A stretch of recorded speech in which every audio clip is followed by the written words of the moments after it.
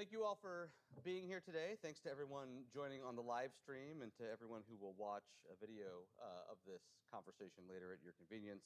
I am Michael Strain, Director of Economic Policy Studies here at the American Enterprise Institute. I'm pleased to welcome Noach Hacker, Minister of Economic Affairs at the Embassy of Israel, to AEI this afternoon.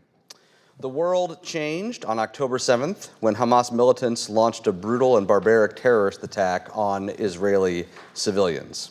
In the days since, the world has witnessed Israel exercise its right to self-defense, a right which it unambiguously and inarguably possesses, along with every other nation. The savage Hamas attack and Israel's response have dominated foreign affairs in the United States, in Europe, and of course in the Middle East, and have had major political ramifications. The way the coming weeks and months unfold will have substantial implications for the balance of power in the Middle East, for American politics, and perhaps even for global peace. I am proud that my colleagues at the American Enterprise Institute are providing expert analysis and advice at this defining moment. Our scholars' work has ranged across all relevant aspects of this conflict, including strategic military considerations in the Middle East, the implications for U.S. defense forces, the role of Iran as a driving force behind the savage Hamas attack, U.S. political and electoral implications, and the ugly and tragic rise of anti-Semitism in recent weeks in the United States and in other Western nations. Our scholars are standing with Israel against the evil it confronts and stand opposed to anti-Semitism in all its forms. The aftermath of October 7th has substantial implications for the global economy and for the economy of Israel. Standing for free people requires standing for free markets, and prosperity is the bedrock on which lasting peace can be sustained. That is why I am honored to host Minister Hacker this afternoon. The minister will discuss the resilience of Israel's economy during this time of war and the ability of Israel's economy to withstand the aftermath of this attack and all that is to come. The run of show for this afternoon will be straightforward. After my introduction, Minister Hacker will make remarks, which will be followed by the two of us in conversation and questions from the audience. Noach Hacker is Minister for Economic Affairs at the Embassy of Israel. He was born in Jerusalem and holds degrees in social science and international economics. In the past 5 years, Minister Hacker has served as director and vice president to one of the largest media companies in Israel. Before that, he held various positions in the Ministry of Finance. He led various reforms of the Israeli economy and has overseen the execution of economic policy as part of the Israeli government. Minister Hacker, thank you for being here this afternoon.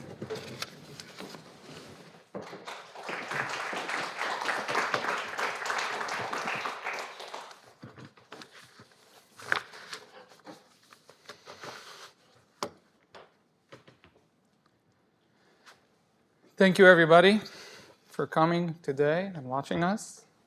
I'm grateful for this opportunity to address you today at a time of enormous significance for my people.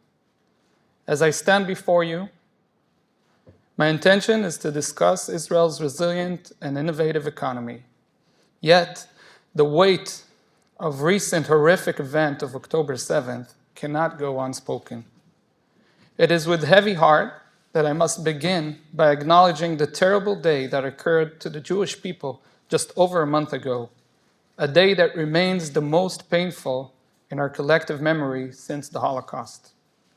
That day unfolded with a barrage of missiles targeting Israeli cities and a horrifying wave of thousands of armed terrorists infiltrating 30 civilian communities and 12 army bases. Men, women, young people, children, and even infants suffered unimaginable fate, with Holocaust survivors being kidnapped and murdered and entire families torn from their homes, often with small children. I do not wish to recount the horrors here on this stage. Instead, with your permission, I would be honored to honor the request of a mother, a close friend of my sister-in-law, who implored me to share her deeply personal story from that dark Saturday. In the early hours of that morning, her two sons, aged 16 and 12, called her from within the fortified safe room in Kibbutz Nir Oz. As the older son courageously tried to secure the door against the terrorists, his efforts were in vain. Meanwhile, the younger one pleaded with their attackers, crying, "Don't take me, I'm too young." And with that, the call ended. Tragically, 70 women, children, and men were forcibly taken from their homes in Nir Oz. The mother shared her anguish and uncertainty about the fate of her loved ones, their whereabouts in the darkness, and the heart-wrenching question of whether they are still together. This story is but one of more than 240 agonizing stories, each describing a profound human tragedy that unfolded on that dreadful day. A day that left children searching for their parents and parents desperately searching for their children, entire families torn apart. Before I delve into Israel's economy's resilience, in the face of this immense challenge that this tragic day presented, I must emphasize a beacon of hope. Stories of incredible heroism emerged, of women, men, Jews and non-Jews, who courageously charge into danger to rescue and aid their brothers and sisters, many of them they had never met. Some were ordinary citizens who willingly left their homes in cities far from the scenes of terror. From that day, and for the past month, we experience acts of unprecedented social mobilization and unity that stand as a beacon of light, especially in the midst of a severe internal dispute that overwhelmed our nation in the days before the war. These stories provide insight of the remarkable foundation of the people of Israel, our determination, unity, and remarkable resilience. They illustrate why we remain confident in Israel's economy and its proven ability to confront any challenge, no matter how difficult it might be.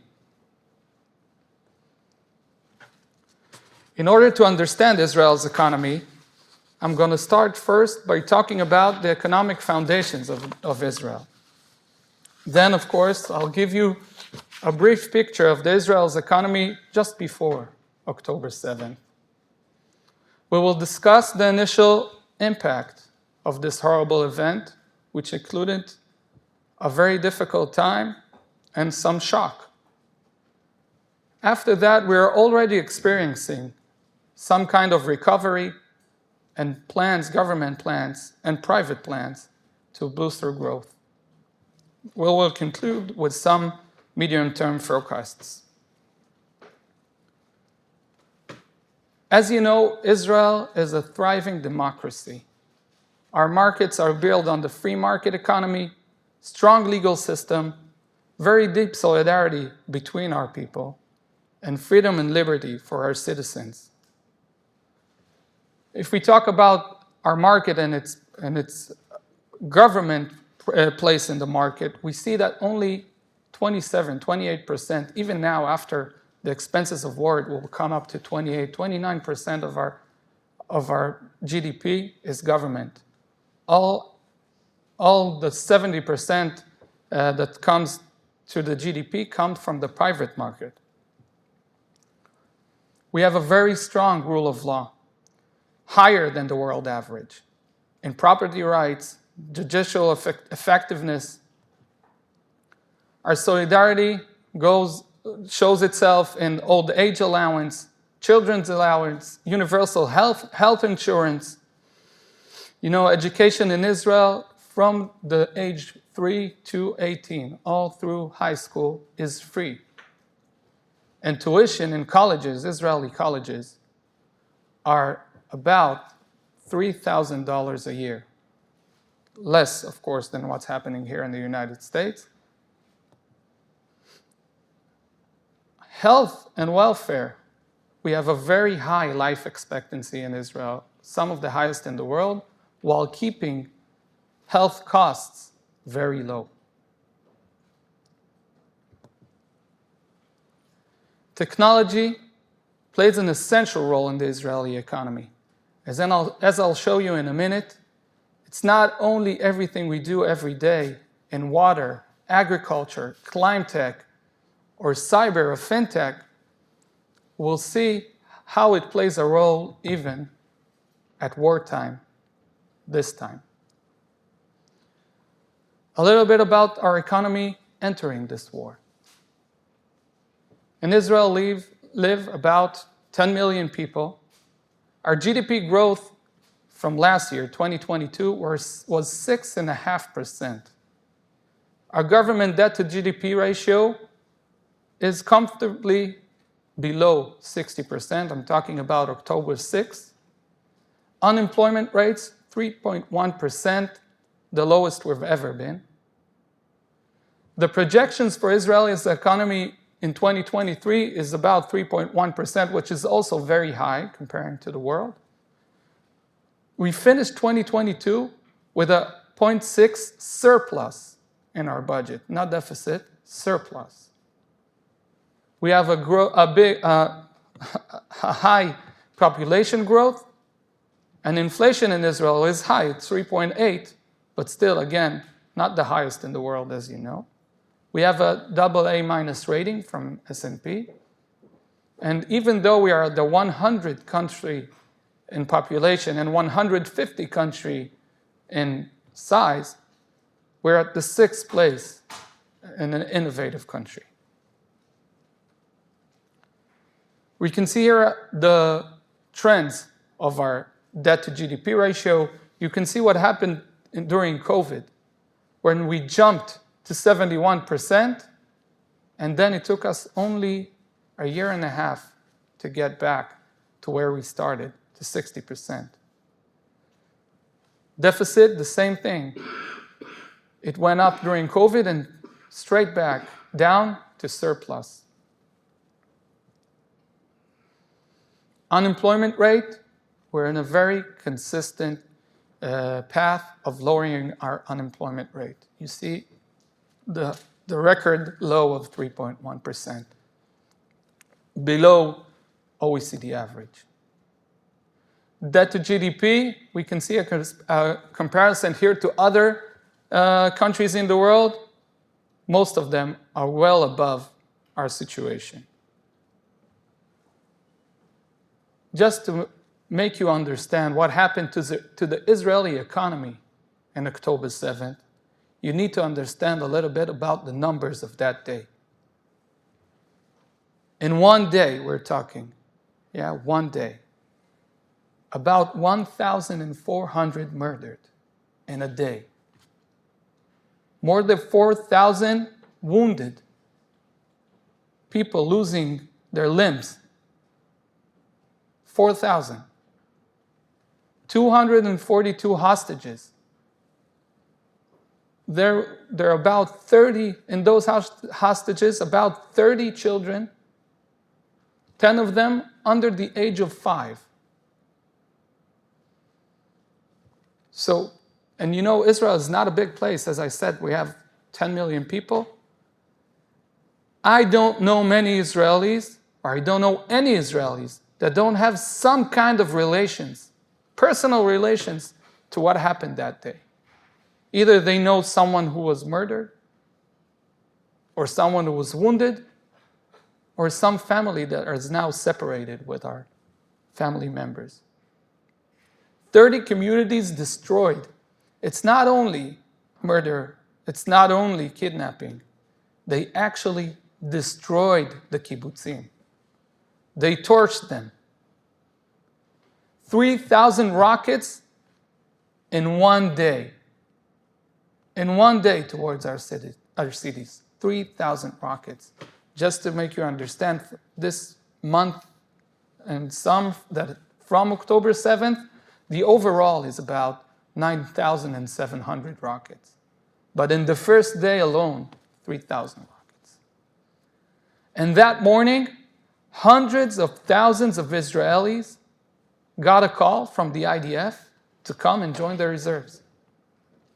The damages of that day are the highest we've ever seen in a war effort in Israel. So the initial impact, of course, was shock, uncertainty, and we see it in the exchange rates, we see it in the stock market. The first 14 days, we see the implications of the 7th of October on those markets. Another thing that happened now that didn't happen before in Israel, you have to understand, it sounds a little crazy, but that's the situation. You know, very different from Hamas terrorists who use their population as human shields. We try to save as much civilians as we can. So the first thing we did is to organize an evacuation of communities that live near the border in Gaza and the border in Lebanon, and bring them to center of Israel. We're talking about 120 to 140,000 people. Imagine the impact it has on Israel. Physically wise, we're talking about the first effect is, of course, when the economy comes to a halt, that government income goes down, and the expenses are starting to amount. If it's defense or housing, those communities that now transfer from one place to another. And of course, the effects on the deficit. If you have lower income and your expenses increase, then you start having problems in your deficit. Fortunately, as I said, we're entering this war very strong. The job market has several effects. The first effect that we are not seeing here, but it was the first effect of the first week. You know, here in the United States, schools go on. In Israel, in the first week or so, there were no schools. 3,000 rockets a day, there were no schools. So many people were able to go to work because the father or the mother was called into reserves, and the other spouse has to stay at home with the kids, especially young kids. And then we have the effects of the reserves and evacuations of communities from one place to another. But we do see the effects happening in specific sectors in the Israeli economy. While we see a small impact on the high-tech sector, the bigger impact is on construction, agriculture, food and beverages services. It's the same with number of workers and revenues. But as I said, we're starting to see some kind of recovery. I'll talk a little bit about the government's plan to how to create that recovery ahead. First of all, the first thing is trying to address the damages that were caused at that day. You know, in Israel, you probably don't know, but Israel is prepared for this kinds of events. I'm talking about economically. We have a fund, a compensation fund for war events, which was at the highest it's ever been just before this event, and about $5 billion.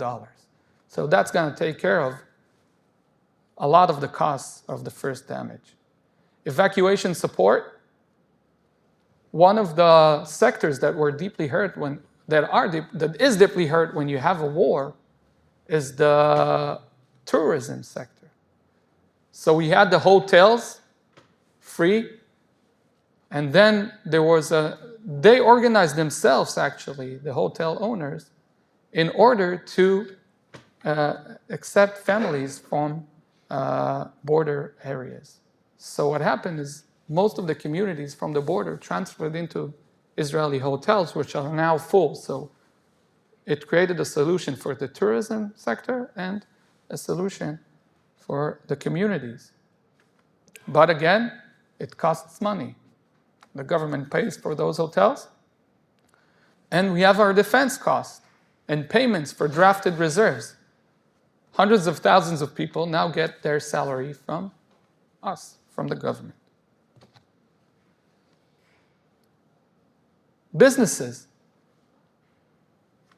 First of all, the first decision, I think in the first day or two, was to postpone tax payments for all businesses, to keep them going, to help them with their cash flow. The second thing is to create government loans with low interest rates and long grace periods to give the breathing room for those businesses. Government grants, just like we did during COVID, in order to secure workers and their workplace in sectors, mostly in sectors. It's not happening as it happened in COVID. It's a lot less, but still in specific sectors, it's going to be a problem. And until the recovery, we need to help them keep their head above the water. And specific sectors got specific treatment.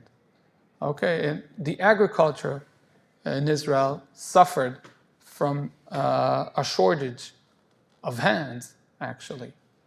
So one of the things that were just sent out to the public is very big grants, about $3,000 a person for 3 months if he joins agriculture work. And as you'll see in the next couple of slides, it's happening in a very good way. And of course, if you want to take someone and to work in agriculture or construction in cities that is not his city, you have to take care of his logistics and costs, place to stay and things like that. That also is part of the specific plan that we created for this specific sectors. But again, as you saw, Israel is not looking only to this specific year, to this specific event. We want to make sure that our resilience works in the next few years also. So in Israel, we have a law. It's called the numerator rule. It was established in 2016. I was still the deputy director of the budget department in Israel. And it says that when you want to issue any expense, you have to show the source, where it's coming from. Not only for this fiscal year, but also for the next 2 years. For the 3 years ahead, you have to show where are you bringing the money.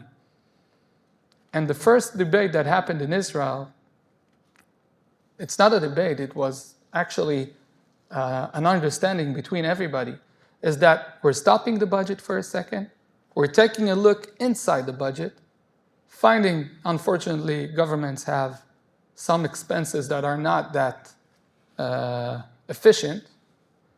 Everything that doesn't contribute to growth goes to the war effort. And that's going to help us return, as you saw before, that what helps us in this extreme situations to return back to our policy of low debt to GDP ratio and low deficits. Why do we think we're going to make it through so good? First of all, we're starting to see recovery even now. We see the stock markets starting to come back. Some of them to their place where they were a couple of months ago, in July or January. In the exchange rate, we're seeing that we returned to the place we were on October 6th, just a month after we started. We have a history of fast recovery. We can see, I think, the most significant war that we had in the last couple of decades were the Second Lebanon War. The Second Lebanon War in 2006 included the quarter 3 of that year, the wartime, which was negative growth. But if you take a look at the entire year, we finished the year with 5.6% growth. And the next year after that, in 6% growth. Very high growth rates. And even if you take a look at COVID, you're seeing negative growth of 1.5% in 2020, I think it's better than most countries had during COVID.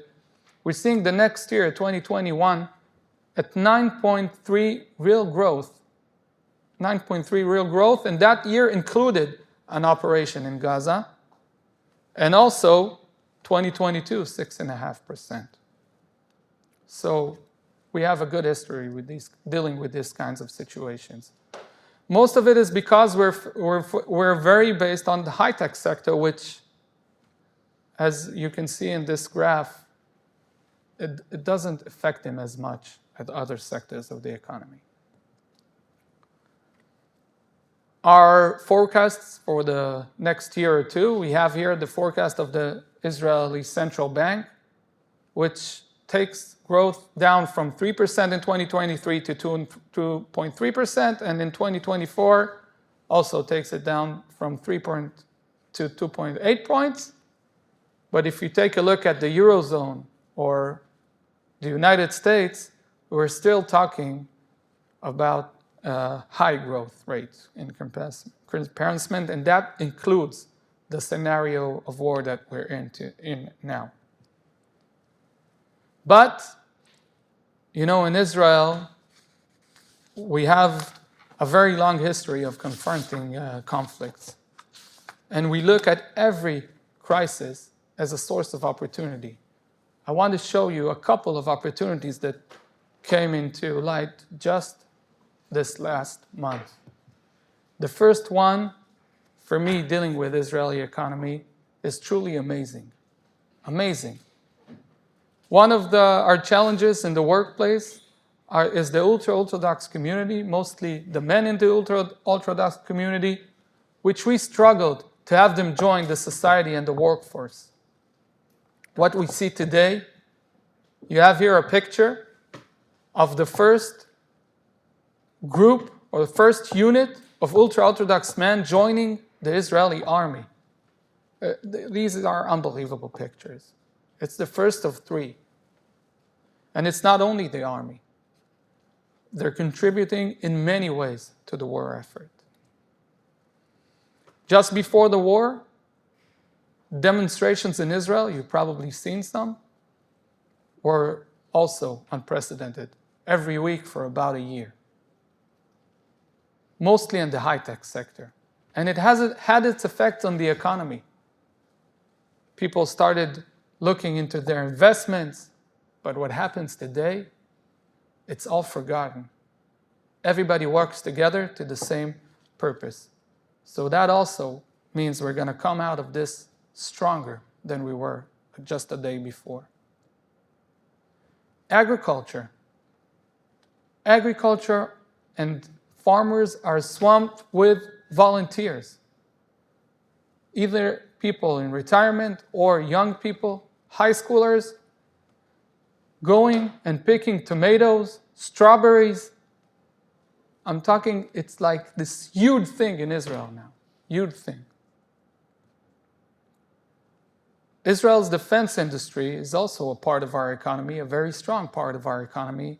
And of course, unfortunately, but wartime allows the industry to bring itself to better places than they were before. IDF reserves. This is a unique thing, and it's the first time it's happening.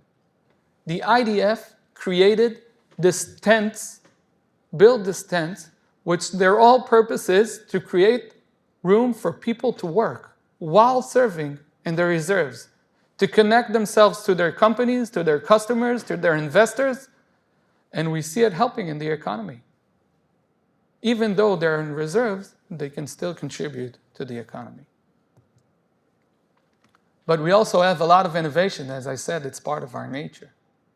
What you're seeing here, the picture in the left, here it's on the right, you see cell phone chargers for armed vehicles, for the soldiers that they can charge their phones. And for those of you who don't read Hebrew, the words they say, in memory of Guy Levy, 24-year-old from Neve Yamin, it's a place, which was slaughtered in the party at Nova I don't believe any other country works like that. We also see it on the social side. Safe Space, an app created for communities evacuated from conflict, from border areas into the center of Israel, which connects volunteers' families to host families from those communities. It says you can pick how many people you are, if you have a pet or not, how many beds do you need. As I said, one of the most challenging stories we have is for people trying to hold the door of the safe room and prevent the terrorists from coming in. In a week, all sorts of solutions for that problem have been innovated in Israel, which part of them are now manufactured and sent across the nation. Helping those who are evacuated from those communities go back to work.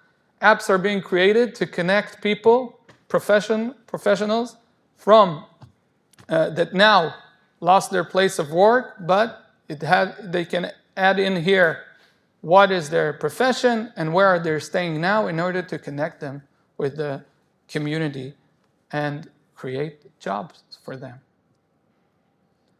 But innovation during war also allows startup to build. And what we see here is just some of the two inventions or two startups that are now that will now grow from this war. One of them is a defibrillator drone that can be sent to forces in difficult places in order to save lives.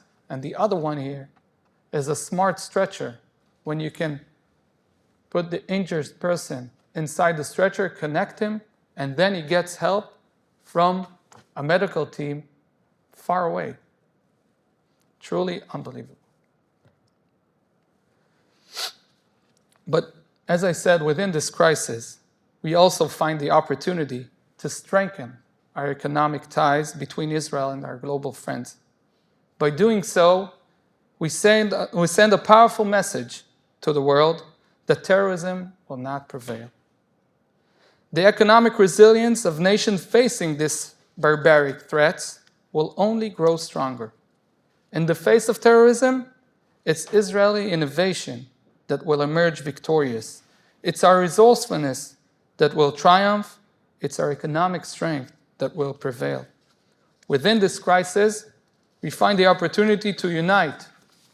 Together, with the combined power of the world's moral economies, we will recover and overcome this barbaric terror.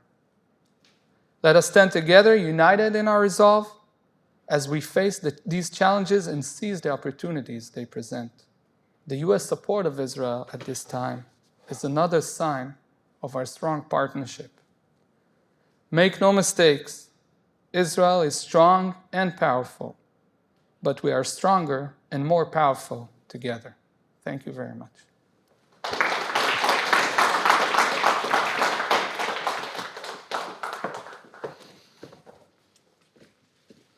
Thank you very much for that compelling speech and presentation. The existence of a compensation war fund prior to October 7th really tells you quite a bit about what life is like in Israel and the constant threat that Israelis are under. It makes the resilience of the economy and the performance of the economy all the more impressive. And I think you made a persuasive case that Israel already is bouncing back from the damage on October 7th and will continue to do so. Let me ask you directly about that. Let's say that I am an investor and I'm looking to invest the dollar. And on October 6th, I was very excited about putting that dollar in Israel, perhaps in the tech sector. Now I'm a little skittish, and I look to see that the stock market is regaining its footing. I look and see that exchange rates are normalized, but I'm still feeling a little skittish. What message do you want to give to that investor? First of all, I think what I showed you today about innovation during war and what's going to happen to the Israeli high-tech sector, you need to understand that they're going to get a huge boost, a huge boost. People are creative. I only showed like a couple of examples. There are hundreds of examples of what's happening now in Israel, and it's combining, it happened to us during the water crisis. In the early 2000s, we have this huge water crisis in Israel. I was actually a part of some discussions in deciding which cities are going to get water and what time. We emerged from that with the biggest desalination plants in the world. We have water solutions that everyone from the world, everyone is coming to see. And that's what's going to happen now. Israeli innovation, when it faces a challenge, a real challenge, it creates solutions that nobody ever thought of. And not only it's solutions that are interesting and innovating, they're business solutions, because that's the way our country works. We see it in, as I told you, in the locks for the doors, and we see it in many, many places. Now when the army starts getting inside and start facing these challenges, the high-tech sector behind is finding solutions for him as it goes. And those are solutions, those are business solutions. It's not only solutions that's going to help the army now, it's going to help the economy later. And I think what you're going to see after this horrible, horrible, horrible war, you're going to see a very big rise in Israeli high-tech. And I think we're starting to see it now. People that bought Israeli stocks like 2 weeks ago are already up, I think, about 10% in 2 weeks. And I'm sure, look, I'm not an investment advisor, but if you take a look at what happened to us in the past, we emerged from every conflict and every challenge, including COVID, which was the biggest, I think, economic challenge that we had in the world, but also in Israel. We came back stronger than we were before. And it didn't take us a lot of time to get back there. It happened very fast. So I think our past experience and also what we're seeing these days are going to take us to a very good place. And I hope people are going to recognize it and make the right business decision investing in Israel, especially now, when they're still low before the boost happens. What do you think accounts for that level of resilience?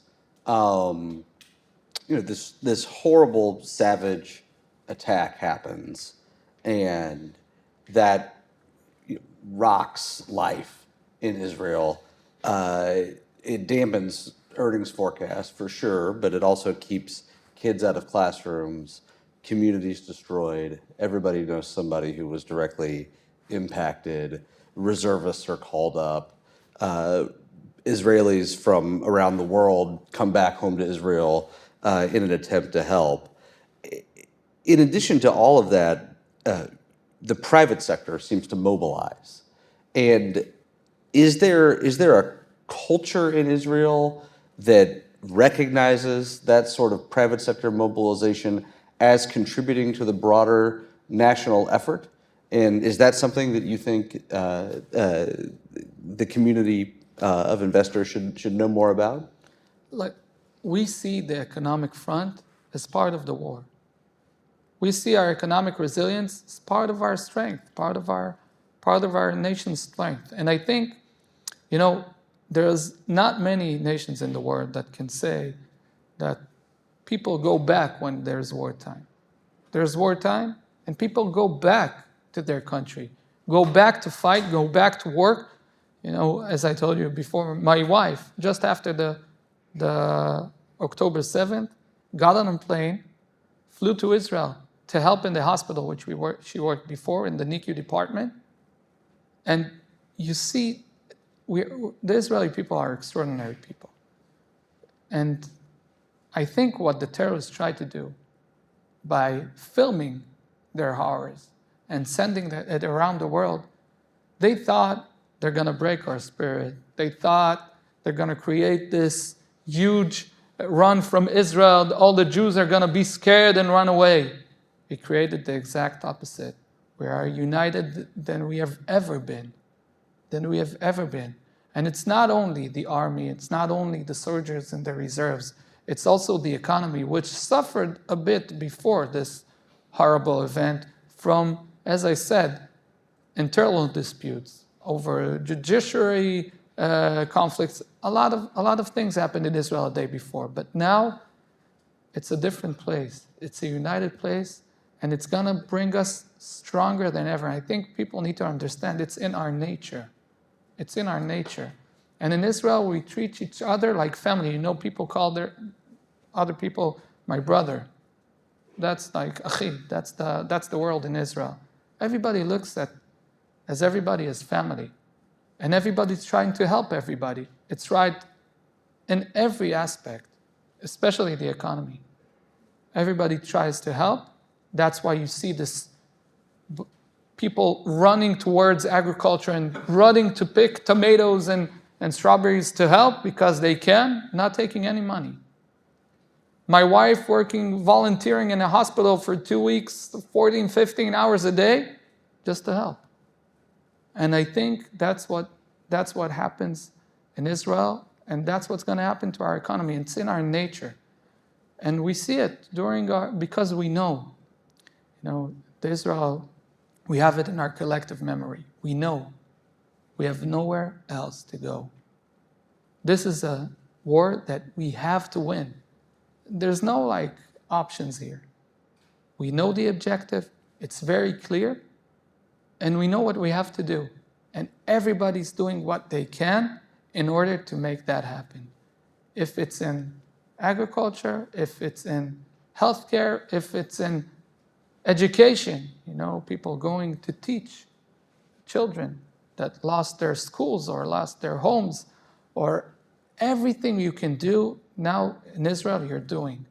And I think that's what's very impressive in what we're seeing now, especially at the point of time that it happened, where there was a feeling that you can divide us, but you can't. And I think we show it after. You can see it. You'll be able to see it in the first day, and you're able to see it now, just a month after this horrible event happened. So I think the answer is we're resilient because it's in our nature. I want to ask what more the United States can do from an economic perspective. One thing that the United States can do is to look at the situation in Israel, look at the opportunities in Israel, and recognize that Israel has been extremely resilient in the face of this terrorist attack. Are there other things that the United States can do, that the private sector in the United States can do, that economic policy in the United States can do in order to support Israel at this time?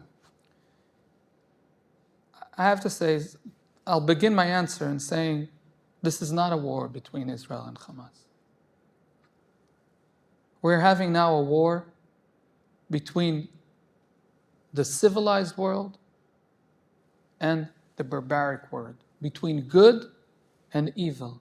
And I think this is the time that economies of the civilized world needs to show the world that we're strong together. First of all, we're very thankful for the U.S. help with the military help that we're getting. It's truly unprecedented and truly important to us. But as you saw, we're a strong economy. We have good opportunities for American companies.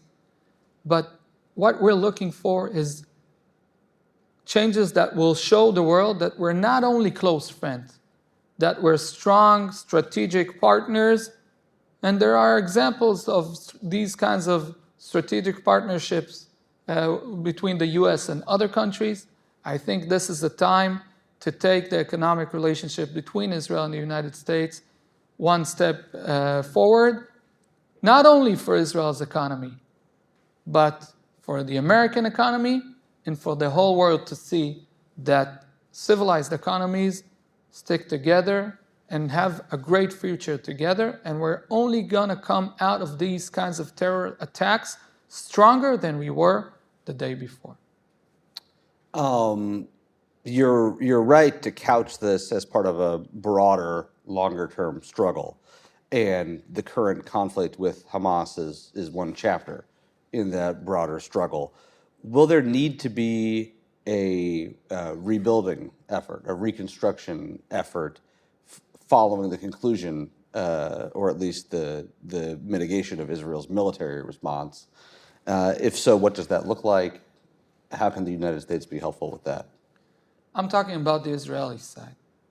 You know, Israel experienced in this year, 2023, was supposed to be the year of infrastructure. If you visit Israel for the last year or so, everywhere you go, you see constructions. Because of our high level of population growth, we're in need of a lot of new infrastructure. We're a new country. We're a young country, 75 years. We don't have enough trains, enough roads, enough houses, enough hospitals. We're in this huge building trend. And American companies that can come and take part, it's not charity. They'll make a lot of money. We're talking about tens of billions of dollars in projects and more. I think it will only get, the need for infrastructure after this war will only grow. And we're looking towards American companies. We believe in working with our partners, not only partners in defense, partners in moral values, partners that can actually benefit from this kind of project. And we're hoping to see a lot of American companies come to Israel. I think it's one of my challenges here in my job, to get American companies to be more interested in what happens in Israel and how they can come and participate in infrastructure project in Israel. Unfortunately, before the war, we haven't seen that too much. Maybe it's because we're not that big, and the big American companies stay at bigger projects. But I think there's a lot of room for American companies to come and be a part of the rebuilding, or it's not a rebuilding, it's a building of infrastructure in Israel. Let's turn to questions. Who has a question for Mr. Hacker?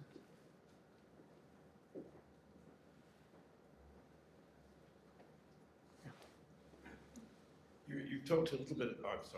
You've talked a little bit about agriculture and how, because of the disruptions, presumably at some of the kibbutzes, volunteers are now in the fields because it's time to pick strawberries and so on. But the bigger question for the food production and food distribution system in Israel is, where's the food coming from, and to what extent, if any, has this terrible set of events disrupted food production in Israel in a significant way? And to what extent do you rely on the international world for the provision of food? Okay. I'll split my answer to two. First of all, it was a horrible, horrible attack, and we're dealing now with the war effort. But you have to understand that most of Israel, after the initial shock, is working just like before. Most of Israel. People go to restaurants, less people, but people go to restaurants, people buy food, people go to work. The supplies are coming in, the shipyards everything is working, the supply chains are working, nothing distributes, nothing there changed. So everything we import is still coming in. The only thing that really harmed the Israeli agriculture is the loss of workers. What happens in the agriculture sector, a lot of workers are workers that came in from other places around the world. The first reaction and shock created a lack of working hands in those sectors. And that could affect the Israeli agriculture. I don't know if it would affect the supplies of food in Israel, but it most definitely would hurt the agriculturists very much, the agricultural sector, the farmers. And the response to that was also very quick and very decisive. I'm talking about thousands of people, tens of thousands of people going to work in agriculture to help and bring the fruits out of to pick the fruits and all sorts of different activities. But I don't think in any time there was this crisis or even a thought that it's going to affect the supply chain to Israel.